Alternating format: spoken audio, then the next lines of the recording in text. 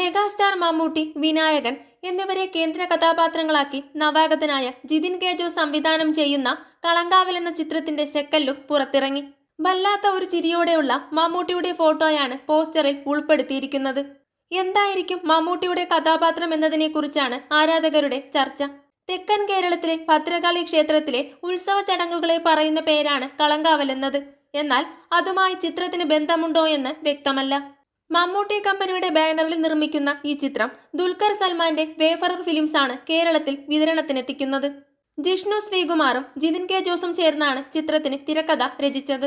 Dulquer നായകനായെത്തിയ super hit ചിത്രം കുറുപ്പിന്റെ കഥ ഒരുക്കിയ ജിതിൻ കെ ജോസ് ആദ്യമായി സംവിധാനം ചെയ്യുന്ന ഈ ചിത്രം മമ്മൂട്ടി കമ്പനിയുടെ ബാനറിൽ നിർമ്മിക്കുന്ന 7ാമത്തെ സിനിമയാണ്.